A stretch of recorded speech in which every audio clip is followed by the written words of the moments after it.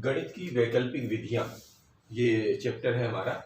तो इसमें हम इनको पढ़ने के पहले हम पहले एक गणितज्ञ हैं हमारे भारत के, कई महान हुए हैं, उनमें से एक है हमारे स्वामी भारती कृष्ण तीर्थ। तो इनके बारे में थोड़ा सा समझ लेते हैं, क्योंकि ये बहुत महत्वपूर्ण इनका योगदान है। इन्होंने क्या किया था कि इन्होंने वैदिक गणित लिखी थी, और वैदिक गणित जो है किसी भी गणितीय गणना को आसान रूप में समझने के लिए बहुत ही महत्वपूर्ण ये गणित है। तो इसके इनके बारे में समझते हैं। तो भारतीय गणितज्ञ स्वामी भारती कृष्ण तीर्थ। तो स्वामी भारती कृष्ण तीर्थ का जन्म 14 मार्च 1884 ईस्वी को, यानी कि चैत्र शुक्ल तृतीया को तिन्नीवेल्ली तमिलनाडु में हुआ था। कहाँ हुआ था? तिन्नीवेल्ली तमिलनाडु में 14 मार्च 1884 ईस्वी को। और माता पिता की ओर से उन्हें वेंकट रमण नाम प्राप्त हुआ था, यानी उनका नाम था वेंकट रमण। क्या नाम था? वेंकट रमण।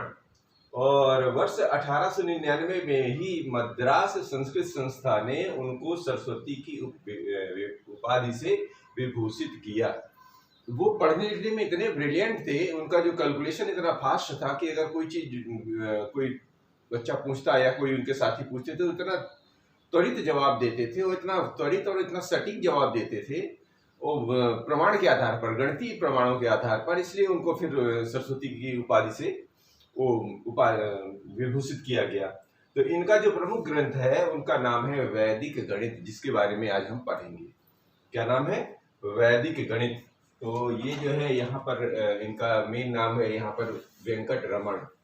क्या नाम है इनका? वेंकट रमण मेन नाम है। और इन्होंने जो गणित लिखी, जो ग्रंथ लिखा, उसका नाम है वैदिक गणित। ये हमें ध्यान रखना। क्या? वेंकट रमण, जिनको बाद में हम स्वामी भारती, इनका असली नाम था स्वामी भारती कृष्ण तीर्थ। भारती कृष्ण तीर्थ तो बाद में इनका नाम पड़ा। नाम था वेंकट रमण, जिनको सरस्वती की उपाधि से विभूषित किया गया। बाद में उनका नाम पड़ गया स्वामी भारती कृष्ण तीर्थ। और उन्होंने जो किताब लिखी उसका नाम था वैदिक गणित। ये तीन चीजें समझ में आई। यानी वेंकट रमण जी, इन्हें सरस्वती की उपाधि से विभूषित किया गया, और इन्होंने वैदिक गणित लिखा, और बाद में इनका नाम स्वामी भारती कृष्ण तीर्थ पड़ा। एक अद्भुत चमत्कारी एवं क्रांतिकारी ग्रंथ है। कौन? वैदिक गणित। अभी आप जब पढ़ना शुरू करेंगे इसको ना, इसकी जो कैलकुलेशन के तौर तरीके हैं पारंपरिक तरीकों से बिल्कुल अलग हैं, और बिल्कुल चमत्कारी ढंग से इसके जवाब भी मिलते हैं आपको। अभी करके देखेंगे हम लोग। तो गणित के प्रश्नों को हल करने का इसमें नितांत नवीन दृष्टिकोण प्रस्तुत किया गया है। यानी जो पारंपरिक तरीका अभी हम लोग पढ़ते चले आए हैं, बिल्कुल आप इससे देखेंगे बिल्कुल डिफरेंट है, बिल्कुल अलग है इससे। वैदिक गणित में 16 सूत्र और 13 उपसूत्र हैं। अब मुख्य बात यह है कि इस वैदिक गणित में है क्या क्या, क्यों पढ़ेंगे। तो इसमें कुल जो है 16 सूत्र दिए गए हैं और 13 उपसूत्र दिए गए हैं। इन्हीं में सारी गणित जो है ये समाहित है। तो अब इनमें से कितने हम लोग पढ़ेंगे, कितने कवर करेंगे, अभी आगे चल के समझ में आएगा। तो स्वामी जी ने 2 फरवरी 1960 ईस्वी को मुंबई में महासमाधि ली। मतलब 2 फरवरी 1960 को आपका महाप्रयाण या निधन हो गया। बात समझ में आ रही है? अब इन्होंने जो ये सूत्र लिखे और 16 सूत्र और 13 उपसूत्र लिखे, इसके बारे में एक एक करके हम लोग समझने की कोशिश करते हैं और जानने की कोशिश करते हैं कि ये वैदिक गणित किस रूप से चमत्कृत है और हमारे जीवन में कैसे चमत्कार कर सकते हैं। आइए चलते हैं।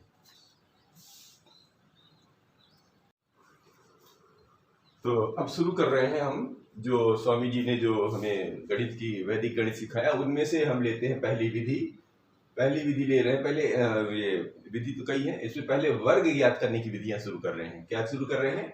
वर्ग ज्ञात करने की विधियों में जो पहला सूत्र है वो है एक न्यूनेन पूर्वेण। एक न्यूनेन का मतलब होता है, न्यून माने होता है छोटा। तो एक न्यूनेन यानी जो भी संख्या है उससे एक कम करके, और पूर्वेण यानी ठीक उसके पहले वाली। दो चीजें ध्यान रखना है, एक तो एक कम करना है और फिर उससे पहले वाली, दो चीजें ध्यान रखना है। क्या? एक न्यूनेन माने एक कम करना है और फिर ठीक उसके पहले वाली। इसका अर्थ ये हुआ। अब ये कहाँ काम आएगा? ये आता है काम अंक 9 से बनी संख्याएं, यानी वो कोई भी संख्या यदि 9 से बनी हुई है, जैसे 9, 99, 999 या इस आदि का वर्ग, इस सूत्र के प्रयोग से सरलता से कर सकते हैं। लेते हैं कैसे करते हैं, देखिए जैसे मान लीजिए ये दिया हुआ है 9। अब 9 का 9 में गुणा करना, वर्ग का मतलब क्या होता है, उसी संख्या का उसी संख्या में गुणा। अब चूंकि एक अंक की संख्या है, इसको तो हम आसानी से समझ पा रहे हैं और कर भी लेते हैं, लेकिन अब जब ज्यादा जैसे बड़ी होती जाती है तब क्या होता है, तो इसको क्या करना पड़ता है, इसको पहले दो भागों में बांट लिया जाता है। कैसे, यहां पर हम दो भागों में बांट देते हैं। क्या कह रहा है, पहले तो एक कम करो, 9 में से मतलब एक न्यूनतम जो भी अंक है उसमें से एक कम करना है, यानी कि 9 में से एक कम करना है, नंबर 1। ठीक, पूर्वेण, अब पूर्वेण ये इसमें से कम करने पर जो संख्या आई थी, मतलब ये वाली, समझ में आ रहे हैं, इसको पूर्व करना है। पूर्व मतलब इसमें से इसको घटा दीजिए, समझ में, एक न्यूनतम एक कम करिए, जो आ रहा है उसको उसी संख्या में से घटा दीजिए। बस समझ पा रहे हैं, एक न्यूनतम यानी जो संख्या 9 है उसमें से पहले एक कम करना है, फिर उस संख्या का पूर्व, पूर्व का मतलब होगा उसको पहले उसमें से घटा देंगे, तो अब क्या आ रहा है, तो 9 में से एक 8 को घटा देंगे तो 81 आ गया, यानी ऐसे आगे ये जाएगा तो हमारा जो आंसर बनेगा वो बनेगा 81। ये हमारा ऐसा आंसर हो गया, ये हो गया एक न्यूनतम। अगर आप ये दो अंकों का ले लेते हैं तो क्या होता है, ये जैसे दो अंकों का लेते हैं, अब 99 गुणे 99 का वर्ग निकालते हैं। जो पारंपरिक तरीका है उसमें आपको पहले इस 9 का इसमें गुणा करेंगे, फिर इस 9 का उसमें गुणा करेंगे, फिर दोनों को जोड़ेंगे, जोड़ने के बाद फिर उसका परिणाम निकलता है। इस विधि में ऐसा कुछ नहीं है। इस विधि में क्या कर रहे हैं, बस 99 में से एक कम करिए, तो 99 में से एक कम करके, ये पहले हम लिख के बता रहे हैं, बाद में आपको सीधे दिमाग से करना होगा। 99 में से एक को कम करना है, फिर जो 99 में से एक कम कर लिया तो वो कितना आ जाता है, 98। ये जो 98 आ रहा है, ये जो 98 आ रहा है, इसको बाएं, इसको लिखना, कहाँ लिखना है, ये बाएं हाथ की तरफ, और इसी 98 को इस 99 में घटा दीजिए, तो कितना आएगा, 9 में से 8 गया 1 और इधर 0, तो फाइनल आंसर क्या आ जाता है, 9801। अब देखिए, ये तो अभी हम पूरा करके दिखा रहे हैं, बाद में अभी इसका देखो जल्दी करके दिखाएंगे, ठीक है। तो ये हमारी होती है विधियां। अब जरा इसको एक 3 अंक का लेते हैं।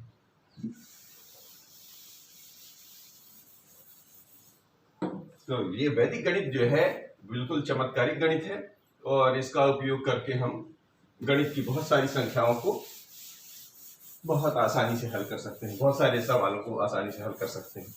अब जैसे मान लीजिए 3 अंक है, 999, अर्थात 999 का 999 में ही गुणा करना है, यानी 999 का वर्ग निकालना है, क्योंकि हम वर्ग की विधियां ज्ञात कर रहे हैं।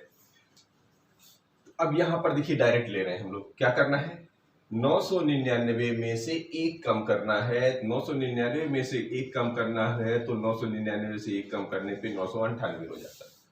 बस समझ पा रहे हैं, और उसको इसमें 999 अब 998 घटाना है, तो क्या कहते हैं, 001 प्राप्त हो जाता है, यही आंसर है। अब इसको मिला के लिख दीजिए, यानी 998001, ये हो गया हमारा फाइनल जवाब। मतलब 999 का अगर हम 999 वर्ग निकालते यानी गुणा करके बैठते तो कितना टाइम लगता, टाइम लगता। अब क्या करना है, इस विधि से बस करना क्या था, इसमें से एक कम करना था, तो 999 में से एक कम करेंगे, पहले अंक लिख लिख के कर लीजिए, फिर दिमाग से हल कर देना है। तो 999 एक कम किया तो 998 हो गया। अब उसी 900 जो एक कम, ऐसे समझ लीजिए, जो एक कम किया था तो वही इधर भी तो आएगा। अब एक आएगा, लेकिन अंक कितने हैं, 3, तो हमको 3 अंक बनाने, ये ध्यान रखनी है बस। मतलब हम सिंगल एक नहीं लिखेंगे, क्योंकि यहाँ पर 3 अंक है, तो यहाँ भी 3 अंक ही लेंगे, यानी एक के पहले 2 शून्य लगाने से वैल्यू तो एक ही कहलाएगी, बस हमको शून्य लगा देना है। बस समझ पा रहे हैं। अब लेते हैं कुछ एक और सवाल।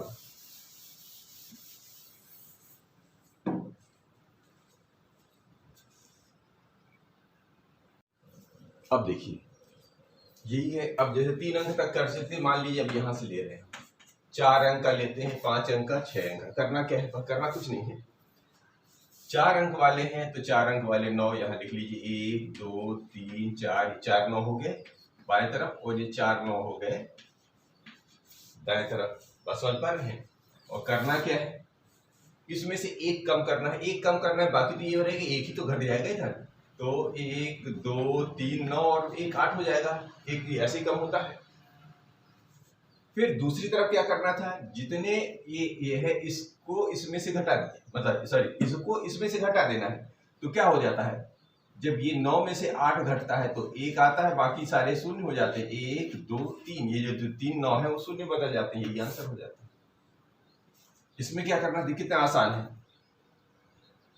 इस वाले को लेते हैं 1 2 3 4 5 9, और इधर 1 2 3 4 5 9 वर्ग करना। ऐसे तो देखने में तो बड़ा भारी भरकम नजर आ रहा है। और करना क्या है? इसको इसमें से एक कम कर दीजिए, मतलब किसी एक में कम कर लीजिए। 1 2 3 4, तो ये हो जाएंगे, तो एक कम करके 8 बन गया।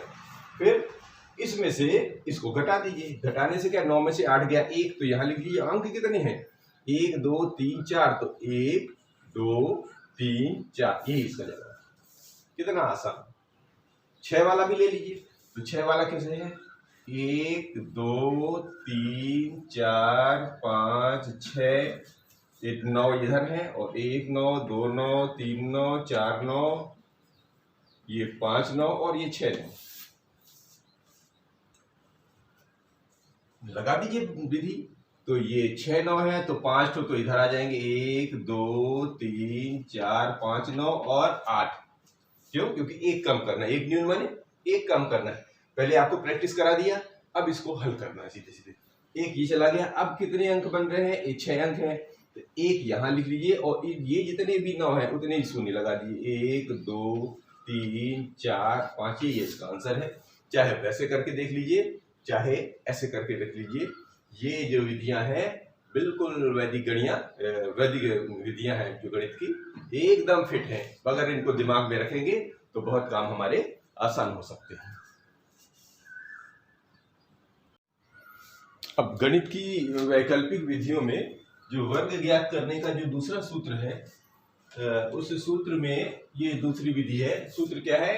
एकाधिकेन पूर्वेण। अभी हमने क्या पढ़ा था? एक न्यूनेन पूर्वेण, यानी एक कम करके। अब उल्टी किसका उल्टा कर रहे हैं? क्या करना है?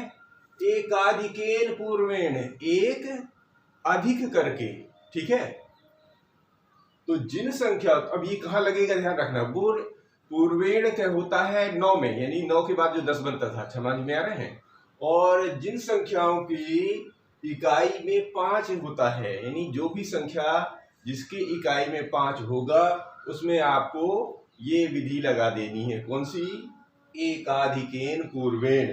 तो उनका वर्ग इस विधि द्वारा सरलता से ज्ञात कर सकते हैं जिनके इकाई अंक में 5 होता है।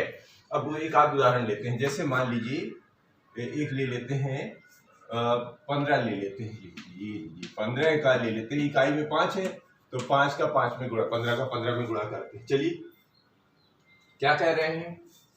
एकाधिकेन, एक अधिक करके। पहले करना क्या है? पहले ये करना है कि ये जो 5 का 5 में गुणा करके, 5 में 5 का गुणा करने पे 25 होता है। बस सीधा सीधा ही ध्यान रखिए। और फिर एक अधिक करके ये जो दूसरा अंक बनता है, यानी दूसरे की जो यानी दहाई, सैकड़ा या हजार, अभी जितने भी आएंगे, उसमें आपको करना क्या है? उसका एक बढ़ा देना है। एक बढ़ा देना, एक का में एक को जोड़ देना है, अर्थात एक में एक को 2, और ये 25 वैसे का वैसा रहता है। ये होती है एकाधिकेन पूर्वेण विधि। ठीक है? ऐसे करके हमको निकालना। एक और उदाहरण लेते हैं इसी में। जैसे मान लीजिए आप 25 का ही ले लीजिए। 25 का 25 में यदि हम वर्ग करेंगे तो अब 25 का 25 में वैसे गुणा करके निकाल लीजिए तो भी बन जाएगा। ये याद हो तो भी लिख दीजिए। लेकिन इस विधि का इस्तेमाल करके देखिए कैसे किया जाता है। जिसका करना क्या पड़ता है? इसका इसमें गुणा करके पहले 25 लगा लीजिए। ठीक? फिर ये जो अंक है, यानी कि ये वाले दहाई वाले, उसको एक अधिक करके, ठीक है, एक अधिक करके माने 3 दूनी 6, यानी इसका अधिक करके इसमें गुणा कर देना था, ठीक है। तो 3 दूनी 6, एक अधिक 3 दूनी 6, 625, ऐसे करके इसका हम निकालते हैं। और एक आध लेते हैं, यहां पर थोड़ा सुधार लीजिए, यहां पर ये अपन गड़बड़ करके आती है। एक जिसका अगला संख्या क्या होती है? 2, एक दूनी 2, एक जोड़ना नहीं है, एक 2 एकम 2, यहाँ पर 2 लगेगा, ठीक है, जिस तरह इसमें किए हैं, मतलब जो संख्या है उसके अगले वाली संख्या से गुणा करके लिखना है। यहाँ पर हमने गलती से एक जोड़ दिया था, ऐसा नहीं कर, ऐसा करना है। तो अब एक आध और लेते हैं, जैसे अब मान लीजिए,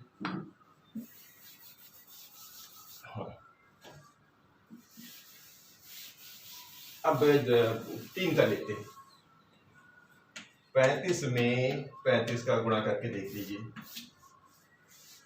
अब देखिए वही तरीका, 5 में 5 का गुणा किया तो 25, और इसका एक अधिक यानी जो संख्या है उससे एक अधिक, 3 के अधिक 4 है, बस इसका ध्यान रखना है। ये 25 नहीं बदलेगा। कब बदलेगा? जब ये इधर के अंक बढ़ेंगे तब। अभी जब तक दहाई है तब तक यही रहेगा, सैकड़ा आएगा तो फिर एक शून्य और बढ़ेगा। कैसे बढ़ेगा अभी चर्चा करते हैं। 4 तिहाई 12, इसका मतलब भी 12 से 25 हो गया, ये इसका। अब ऐसे गुणा करने में बहुत टाइम लगता। अब इसमें देखिए, अब यदि 35 लिए, अगर 45 लेते हैं तब क्या होता है? तरीका वही है, 5 में 5 का गुणा 25 यानी 5 का वर्ग, और इसका एक अधिक यानी दोनों तरफ 4 ही तो है, 4 का एक ज्यादा, ये 4 का एक ज्यादा 5, तो 4 पंचे 20 और ये 25 पहले से, इस तरह इसका ये निकल आता है। अब चाहे आप जितना अंक बढ़ाते जाएंगे आसानी से ये हल होता जाएगा। अब हम यहाँ पर 55 का ले लेते हैं। देखिए 55 का 55 में गुणा, तो 5 से 5 का आ गया इधर 25, और 5 का एक अधिक यानी 5 का एक अधिक 6, 5 छक्कर 30 और 55 25, ये समझ पा रहे हैं। 65 का ले लीजिए, तो 65 का 65 में वर्ग गुणा करने पर वर्ग निकल आता है। अब हम सीधे सीधे लिखने की कोशिश करते हैं अब ये मेथड से। तो 5 पचे 25 की 25 हो गया, और 6 का एक अधिक, 6 का एक अधिक क्या होता है? 7, तो 6 सत्ते 42, ऐसा लिख दीजिए। समझ पा रहे हैं? 6 सत्ते 42, तो इसका वर्ग हो गया 65 का वर्ग 42 25। समझ पा रहे हैं? और लीजिए और बढ़ाते हैं।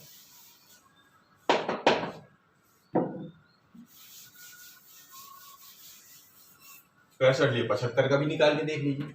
75 का 75 में, तो 5 पचे 25, फिर से एक बार चेक कर लीजिए। 7 का एक अधिक 8, 8 सत्ते 56 25, आप डायरेक्ट लिख लीजिए, ये आपके ऊपर निर्भर है। 85 का ले लीजिए, 85 का 85 में 5 पचे 25 और 8 का एक अधिक, 8 में एक अधिक 8 नम 72, तो ये हो जाएगा 72 25।